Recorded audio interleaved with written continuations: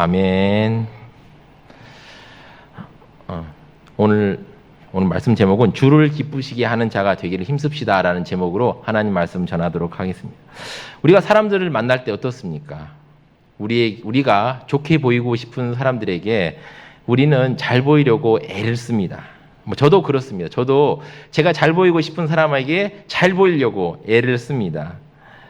그리고 저를 사랑하는 사람들, 그리고 제가 사랑하는 사람들에게 제가 무엇을 줄 수 있을까? 어떻게 할 수 있을까? 이런 고민을 하기도 합니다. 그런데 제가 제일 고통스럽고 힘든 것은 그들이 무슨 생각을 하는지, 무엇을 원하는지 알지 못하기 때문에 우리는 힘들어합니다. 여러분, 우리가 주님을 대할 때 어떻습니까? 우리는 우리를 사랑하시는 주님의 마음을 기쁘시게 하기를 원합니다. 그러나 어떻게 해야 우리가 주님을 기쁘시게 할 수 있을까요? 오늘 그것에 대해서 살펴보려고 합니다. 고린도후서 5장 9절에 사도 바울은 고린도 교회 신자들에게 이렇게 이야기하고 있습니다. 그런즉 우리는 몸으로 있든지 떠나든지 주를 기쁘시게 하는 자가 되기를 힘쓰노라라고 이야기하고 있습니다. 바울이 본문을 통하여 말하고 싶은 부분이 이것입니다. 주를 기쁘시게 하는 자가 되기를 힘쓰노라. 이 말을 바울은 하고 싶었습니다. 바울은 5장 1절부터 10절까지 새 언약의 삶에 담긴 신자들의 삶에 대해서 동기부여를 하고 있습니다. 대다수의 고린도 교회의 교인들은 과거의 이방인으로서 복음의 외인으로 살던 사람들이었습니다. 그러나 이제 그리스도인으로서 새로운 삶을 시작하셨습니다. 그러나 그러한 삶을 살아가기 어떻습니까? 쉽지 않는 것입니다. 그래서 과거의 삶을 청산하고 새로운 삶을 살아가려는 고린도 교인들에게 이 잘못된 습관을 고치고 새로운 삶을 살 것을 이야기하고 있는 것입니다. 우리가 그리스도인으로서 새로운 삶을 살려면 어떻습니까? 잘못된 습관을 청산해야 되죠. 정말 쉽지 않은 일입니다. 우리 안에 얼마나 많은 잘못된 습관들이 있습니까? 우리 안에 얼마나 주님 앞에 부끄러운 것들이 많습니까? 그러나 우리는 그 싸움을 이겨야 합니다. 또한 무엇이 있습니까? 우리가 그리스도인으로 살아가기 위해서 무엇이 있습니까? 바로 주님께서 우리에게 명령하신 명령을 잘 수행해야 됩니다. 우리는 주님께서 명령하신 것을 수행해야 할 막중한 사명이 있는 것입니다. 우리 주님께서는 승천하시기 전에 이 땅에 있는 신자들에게 어떤 명령을 하셨습니까? 마태복음 28장 18절에서 20절까지 살펴보면 예수께서 나와 말씀하여 이르시되 하늘과 땅의 모든 권세를 내게 주셨으니 그러므로 너희는 가서 모든 민족을 제자로 삼아 아버지와 아들과 성령의 이름으로 세례를 베풀고 내가 너에게 분부한 모든 것을 가르쳐 지키게 하라. 볼지어다 내가 세상 끝날까지 너희와 항상 함께 있으리라 하시니라 라고 명령하고 있습니다. 여러분, 얼마나 엄중한 명령입니까? 주님께서 승천하시기 전에 우리에게 말씀하신 명령입니다. 이건 무엇입니까? 쉽게 말하면 우리 사극에 나오는 거 있지 않습니까? 어명이요. 바로 어명인 것입니다. 왕의 명령인 것입니다. 우리가 어명을 어떻게 생각합니까? 어명이요 하면 어떻게 반응합니까? 사극 생각하지 않습니까? 사극 생각하고 재밌게 희화화시켜서 얘기를 하기도 합니다. 하지만 왕의 명령은 그 당시에 어떠한 무게를 가지고 있었습니까? 어마어마한 무게를 갖고 있었던 것입니다. 당시 로마 제국 황제 치하에 있었습니다. 황제의 명령 얼마나 무섭습니까? 모든 것보다 우선하여 수행되는 반드시 행해져야 하는 일인 것입니다. 우리는 만왕의 왕인 예수님의 명령을 우리가 반드시 실천해야 됩니다. 그리고 그 명령을 잘 수행할 때 우리는 주님을 비로소 기쁘시게 할 수 있는 것입니다. 사도 바울은 고린도 교인들이 그저 자신 한 사람만 복음에 복종시키는 것뿐만 아니라 그것을 넘어서서 주님께서 명하신 명령인 전도 명령을 잘 수행할 것을 말하였던 것입니다. 얼마나 놀랍습니까? 우리 대부분은 주님을 기쁘시게 하는 자가 되기 힘쓰자 하면 어떻습니까? 어떻게 생각합니까? 대부분 죄 안 짓고 나 한 사람만 하나님의 말씀을 지키며 사는 것, 그리고 스스로의 경건 생활에 집중할 때가 많습니다. 하지만 그러나 그 말 속에는 전도 명령도 포함되어 있는 것입니다. 어쩌면 우리 안에 대부분의 신자들은 어떻습니까? 이러한 명령을 소홀히 여기는 경우가 많습니다. 대부분의 교회와 성도님들은 이 명령을 그냥 개인의 신앙 양심에 맡겨두는 경우들이 참 많습니다. 이 얼마나 안타까운 일입니까? 우리는 본문의 말씀을 통하여서 우리가 전도해야 하는 이유에 대해서 살펴보고 다시 한번 전도를 다짐하는 시간이 되기를 진심으로 기도합니다. 그렇다면 우리는 왜 전도해야 합니까? 10절 말씀을 보겠습니다. 제가 읽어보겠습니다. 이는 우리가 다 반드시 그리스도의 심판대 앞에 나타나게 되어 각각 선악간에 그 몸으로 행한 것을 따라 받으려 함이라 라고 이야기하고 있습니다. 여기서 심판에 대해서 헬라어로 여러 가지 얘기가 있는데 주로 크게 대비되는 두 단어가 있죠. 크리신이라는 단어와 베이마토스라는 단어가 있습니다. 요한복음 5장 24절의 심판은 크리신이라는 헬라어를 쓰는데 이걸 이제 여러 사람들이 얘기를 하지만은 대충은 천국과 지옥을 가르는 심판이다라고 얘기하는 분들이 있습니다. 또한 그런데 여기서 말하는 베이마토스는 상급을 나눈 심판대라 이렇게 말하시는 분들도 있습니다. 우리는 나중에 예수 그리스도 앞에서 우리가 얼마나 주의 명령에 충실하여 복음을 증거했고 그 결과 얼마나 많은 생명을 살리고 주님 앞에 데리고 왔는지를 심판하는 베이마토스 앞에 서게 됩니다. 그때 우리는 어떻습니까? 예수님 앞에서 우리가 지금까지 살아온 삶을 설명해야 합니다. 전도 때문에 어떻습니까? 하나님께서 우리에게 직분을 주셨습니다. 전도 때문에 어떻습니까? 하나님께서 우리에게 건강을 주셨습니다. 그리고 생명을 살리기 위해서 많은 것을 주시지 않았습니까? 그런데 우리에게 주신 복을 가지고 얼마나 주님께서 명령하신 걸 수행하면서 살았습니까? 복음을 전하며 살았습니까? 마지막 때 그때 주님께서 내가 마지막으로 너에게 명령한 것을 어떻게 지키고 어떤 열매를 거뒀는지 보여주어라 하였을 때 대답할 말이 있습니까? 여러분, 인생은 짧습니다. 잠깐 보이다가 없어지는 안개와 같은 것이 바로 인생입니다. 야고보서 4장 13절 14절을 보면 우리는 우리의 인생에 대해서 알 수 있습니다. 들으라 너희 중에 말하기를 오늘이나 내일이나 우리가 어떤 도시에 가서 거기서 1년을 머물며 장사하여 이익을 보리라 하는 자들아 내일 일을 너희가 알지 못하는도다. 너희의 생명이 무엇이냐? 너희는 잠깐 보이다가 없어지는 안개니라. 여러분, 우리의 삶은 영원하지 않습니다. 우리의 삶은 어떻습니까? 잠깐 보이다가 없어지는 안개인 것입니다. 안개, 얼마나 허망합니까? 한때는 온 땅을 뒤덮고 세상을 다 온 땅의 주인인 것처럼 다 뒤덮지만 바람 불고 햇빛 비치면 사라져 버리는 것이 안개입니다. 우리의 삶이 이와 같다는 것입니다. 그러나 이 짧은 인생이지만 우리는 큰 사명을 받고 이 땅에서 살아가고 있는 것입니다. 그래서 사도 바울은 9절에 그런즉 우리는 몸으로 있든지 떠나든지 주를 기쁘시게 하는 자가 되기를 힘쓰노라 라고 하였던 것입니다. 고린도후서 5장이 끝날 때까지 바울은 전도하여 생명을 살리는 영혼을 구원하여 하나님을 기쁘시게 하는 것에 삶의 최우선순위를 두고 살았음을 우리는 알 수 있습니다.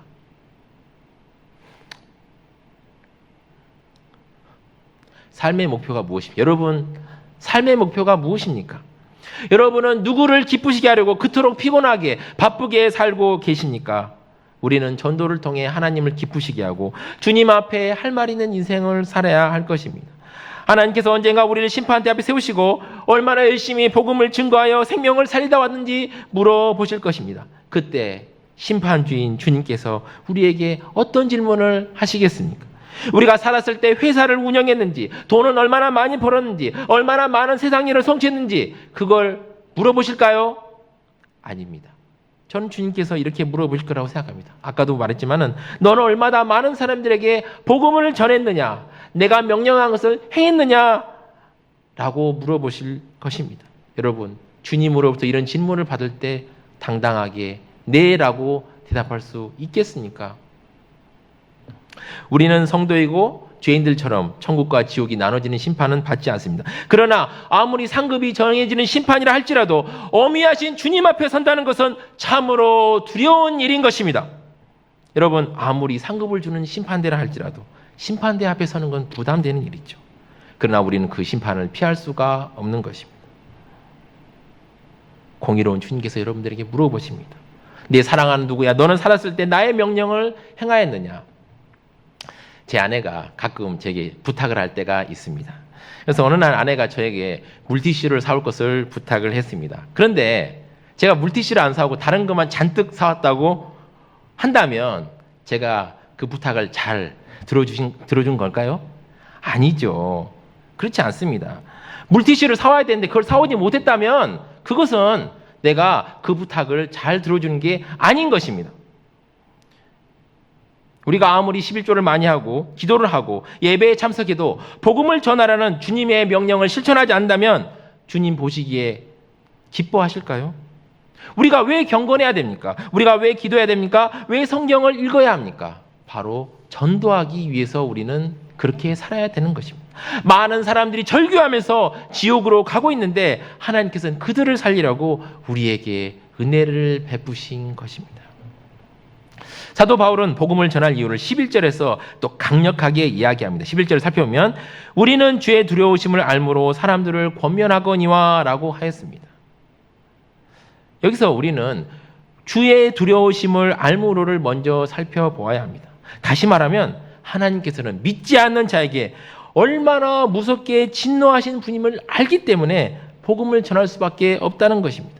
여러분, 본문에서 두려우심이란 단어는 헬라어로 포보스라는 단어입니다. 사실 이 단어는 원래 한글로 옮기기가 쉽지가 않아요. 그런데 영어 번역본을 살펴보면 fear라고 나와 있습니다. 얼마나 무섭습니까? 즉 하나님께서 믿지 않는 자들에게 얼마나 무섭게 심판한지를 사도 바울은 잘 알고 있기 때문에 우리가 사람들을 권면하고 설득하여서 예수님을 믿으라고 할 수밖에 없는 것입니다. 하나님은 우리가 이 땅에 살 동안에는 우리가 예수님을 믿거나 거부할 수 있는 자유를 주셨습니다. 하지만 우리가 죽어서 그분 앞에 심판대 앞에 설 때는 선택의 자유가 없는 것입니다. 그리스도 예수 없이 죽은 사람들은 무섭게 심판하는 진노의 하나님을 만날 수밖에 없는 것입니다. 우리는 진노의 하나님을 출애굽기 12장 21절에서 30절 사이에서 볼 수 있습니다. 제가 출애굽기 12장 21절에서 30절까지를 한번 낭독해 보겠습니다. 모세가 이스라엘 모든 장로들을 불러서 그들에게 이르되 너희는 나가서 너희의 가족대로 어린 양을 택하여 유월절 양으로 잡고 우슬초 묶음을 가져다가 그릇에 담은 피에 적셔서 그 피를 문 인방과 좌우 설주에 뿌리고 앞침까지 한 사람도 자기 문 밖에 나가지 말라. 여호와께서 애굽 사람에게 재앙을 내리려고 지나가실 때 문 인방과 좌우 문설주의 피를 보시면 여호와께서 그 문을 넘으시고 멸하는 자에게 너희 집에 들어가서 너희를 치지 못하게 하실 것임이라. 너희는 이 일을 규례로 삼아 너희와 너희 자손이 영원히 지킬 것이니 너희는 여호와께서 허락하신 대로 너에게 주시는 땅에 이를 때 이 예식을 지킬 것이니라. 이후에 너희 자녀가 묻기를 이 예식이 무슨 뜻이냐 하거늘 너희는 이르기를 이는 여호와의 유월절 제사라. 여호와께서 애굽 사람에게 재앙을 내리실 때 애굽에 있는 이스라엘 자손의 집을 넘어사 우리의 집을 구원하셨느니라 하라 하매 백성이 머리 숙여 경배하니라. 이스라엘 자손이 물러가서 그대로 행하되 여호와께서 모세와 아론에게 명령하신 대로 행하니라. 밤중에 여호와께서 애굽 땅에서 모든 처음 난 것 곧 왕위에 앉은 바로의 장자로부터 옥에 갇힌 사람의 장자까지와 가축에 처음 난 것을 다 치심에 그 밤에 바로와 그 모든 신하와 모든 애굽 사람이 일어나고 애굽에 큰 부르짖음이 있었으니 이는 그 나라에 죽임을 당하지 않은 집이 하나도 없었음이었더라라고 이야기를 하고 있습니다. 여러분, 심판이 얼마나 엄합니까? 하나님의 심판에는 예외가 없는 것입니다. 그리스도 예수 안에 있는 우리에게는 사랑의 하나님이요 은혜의 하나님이요 자비와 긍휼이 풍성하신 하나님이십니다. 그러나 끝까지 예수 그리스도를 믿기를 거부하고 죽는 자들에게는 심판의 하나님, 공포의 하나님, 무서운 진노의 하나님일 것을 우리는 성경에서 볼 수 있는 것입니다. 사실 심판대 앞에 아무리 상급을 주는 심판대라도 그 심판대 앞에 선다는 것도 부담스러운 일이죠. 그런데 여러분, 하나님의 진노 앞에 섰다는 건 어떤 일입니까? 바로 두려운 일인 것입니다.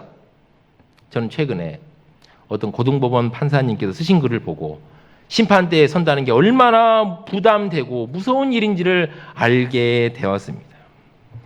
이 고등법원 판사님이 민사재판을 진행할 때 당사자들은 되게 깔끔한 옷을 입고 옵니다. 정장을 입고 오고 또 재판 분위기를 튀지 않는 옷을 입고 옵니다.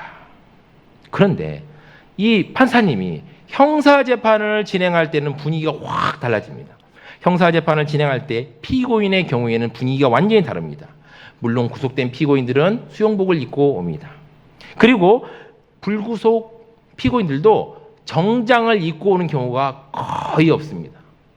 이 고등법원 판사님이 아주 궁금했어요. 왜 민사재판에 있는 당사자들은 깔끔하게 입고 오는데 왜 형사재판에 오는 사람들은 왜 이렇게 복장이 엉망인가? 그래서 의문점이 들었습니다. 그래서 형사재판을 잘 변호한 변호사님께 한번 물어봤습니다. 왜 그런지 한번 물어봤다고 합니다. 그러자 형사재판을 변호하는 친분 있는 변호사는 이렇게 대답을 하는 것입니다. 형사재판을 받는 피고인은 복장에 신경 쓸 일이 없다는 것입니다. 형사재판의 피고인은 형사재판을 받는다는 그 사실만으로도 멘탈이 완전히 붕괴가 되는 것입니다. 그래서 실제로 이 고등법원 판사님은 그런 얘기도 합니다. 어떤 피고인은 티셔츠를 뒤집어 입고 나와가지고 솔기가 보이고 멍한 눈으로 판사님께 이렇게 얘기한다고 합니다. 좀 봐주세요. 나 어떻게 할지 모르겠어요. 저 나쁜 짓 안 했습니다. 좀 살려주세요. 이렇게 선처를 아주 멍한 눈으로 호소한다는 것입니다.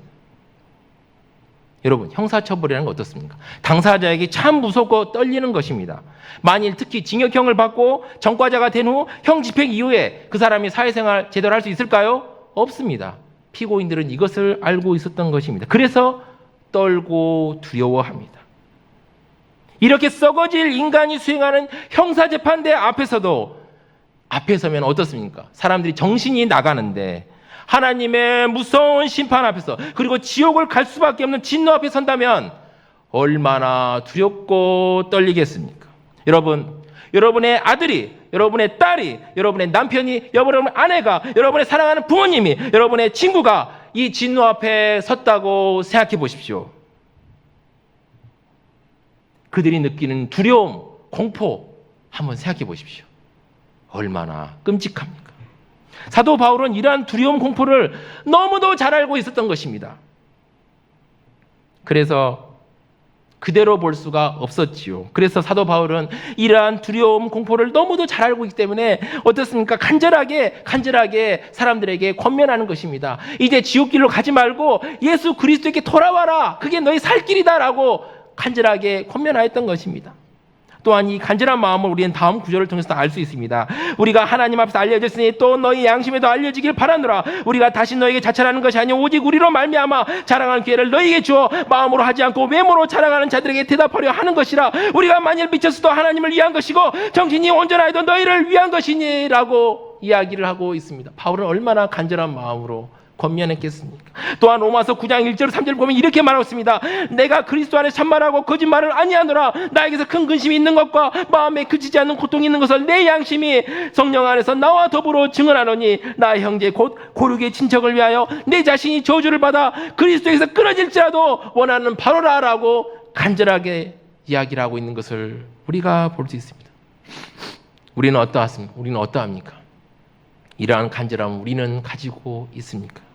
우리의 마음이 어떤지 다시 한번 살펴보아야 합니다. 우리의 가족이, 우리가 사랑하는 사람이 하나님의 진노의 손에 빠질 위험을 보고 그냥 지나친다면 되겠습니까? 우리가 복음을 전할 세 번째 이유는 14절, 15절을 보면 알 수 있습니다. 그리스도의 사랑이 우리를 강권하시는도다. 우리가 생각컨대 한 사람이 모든 사람을 대신하여 죽었은즉 모든 사람이 죽은 것이라. 그가 모든 사람을 대신하여 죽으심은 살아있는 자들로 하여금 다시는 그들 자신을 위하여 살지 않고 오직 그들을 대신하여 죽었다가 다시 살아나신 이를 위하여 살게 하려 함이라라고 이야기합니다. 여러분, 그리스도의 사랑이 우리를 강권하십니다.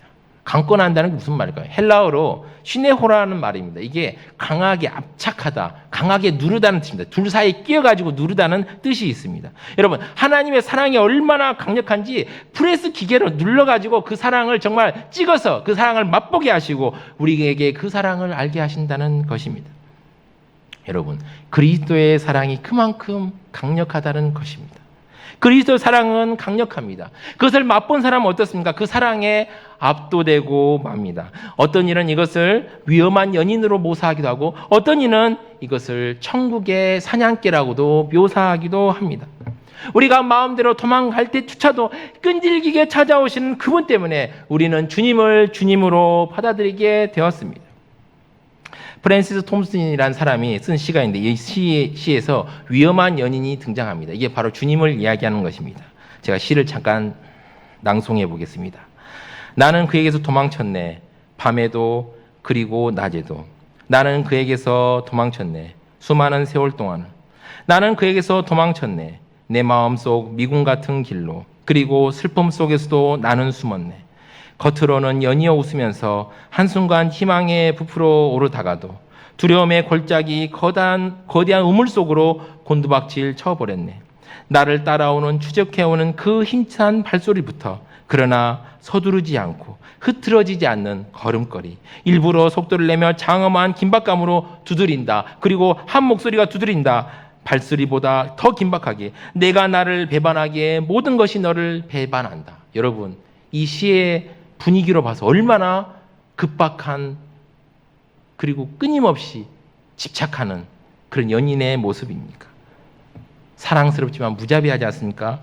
이 연인은 이 추억이 끝날 때까지 이렇게 말합니다. 내가 내게서 가지고 간 모든 것은 너를 해롭게 하려는 것이 아니라 내가 그것을 내 품에서 찾게 하려는 것이라. 일어나라, 내 손을 잡아라, 그리고 내게로 오라 라고 프랜시스 톰슨은 적고 있습니다. 이것은 그리스도를 예수 그리스도께서 우리를 얼마나 사랑하는지에 대해서 이렇게 보여주는 것입니다.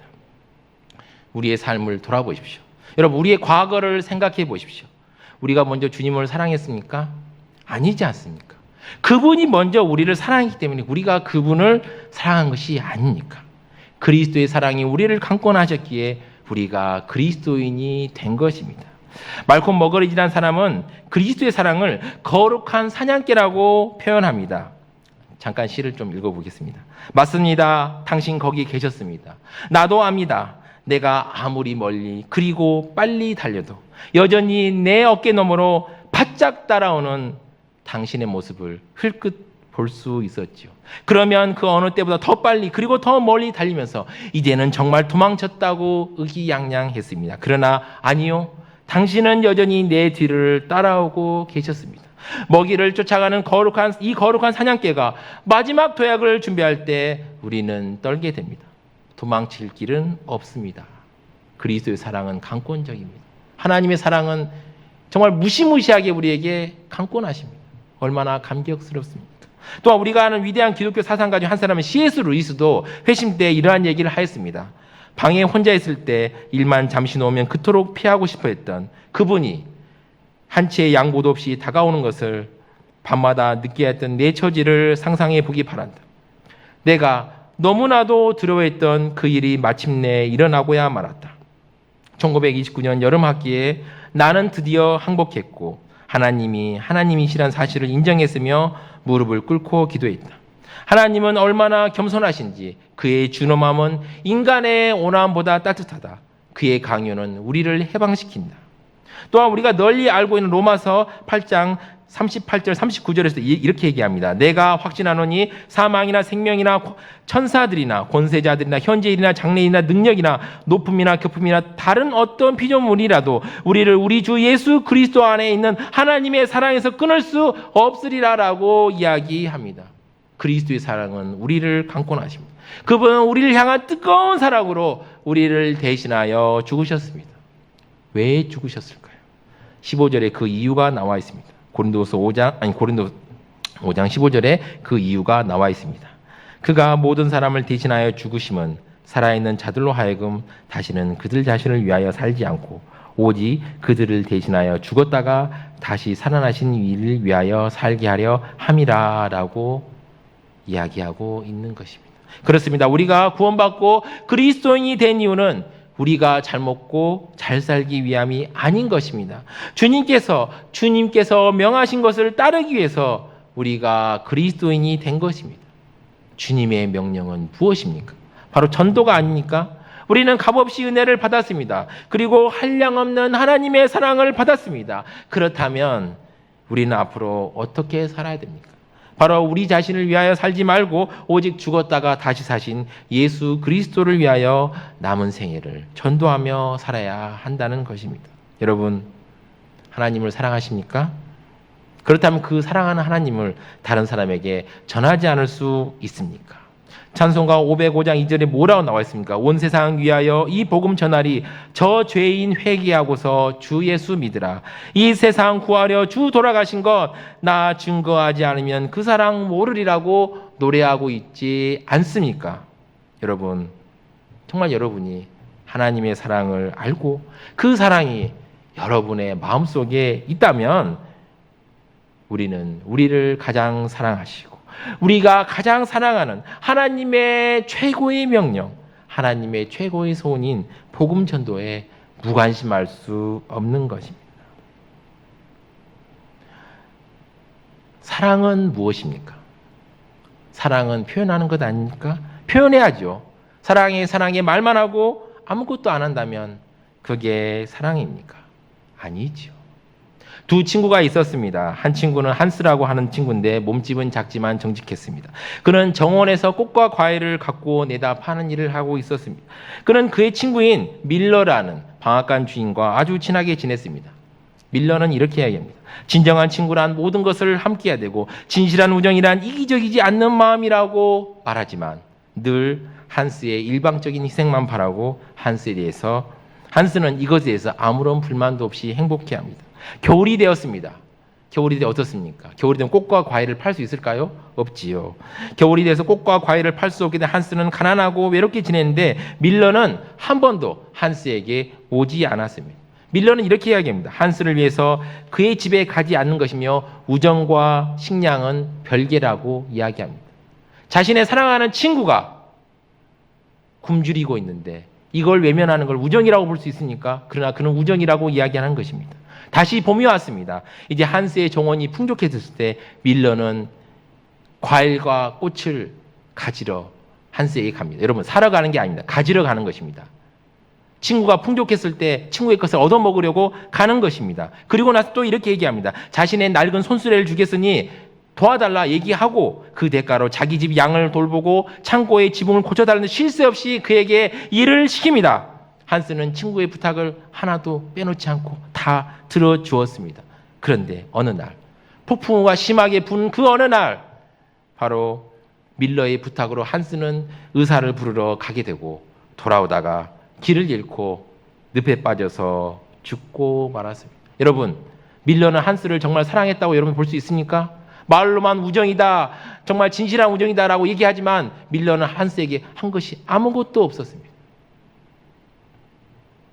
정말 밀러가 한스를 사랑했다면 표현하지 않았을까요? 그렇게 죽도록 내버려 두지 않았을까요, 여러분? 우리는 어떠합니까? 예수 그리스도를 사랑합니까? 말로만 사랑하고 있는 거 아닙니까? 그분의 사랑만 받고 있는 것 아닙니까? 말씀의 결론을 맺겠습니다. 우리는 바쁘게 살아갑니다. 그렇죠?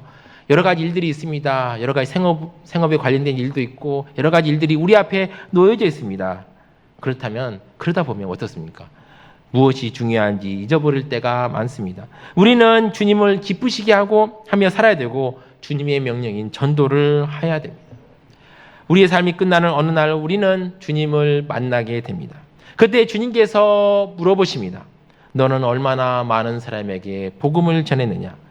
다시 말하면 내가 명령한 것을 얼마나 잘하다 왔느냐? 그 질문에 어떻게 대답하시겠습니까? 그때 기쁘게 대답할 수 있는 우리 사랑하는 성도님들이 되시기를 진심으로 기도합니다. 제가 기도하겠습니다. 하나님 아버지 감사합니다. 우리가 하나님으로부터 엄청난 사랑을 입었고 또 구원받은 사람으로서 살게 계시니 감사합니다. 우리가 삶을 살아가면서 정말 하나님께서 우리에게 주신 명령을 잊어버릴 때가 많음을 고백합니다. 주님, 우리에게 이 말씀을 통하여서 다시 한번 깨닫게 하시고 다시 한번 우리가 주님의 명령을 실천해야 된다는 것을 알게 하여 주시니 감사합니다. 우리 성도님들 한 분 한 분 마음을 붙잡아 주시고 강한 정말 마음을 갖고 마음을 굳게 먹고 주님께서 명하신 명령을 잘 행하여서 주님으로부터 칭찬받는 착하고 충성된 종이 될 수 있도록 주님 저희들을 붙잡아 주시옵소서. 이 모든 말씀 예수님 이름 받들어 기도드리옵나이다. 아멘.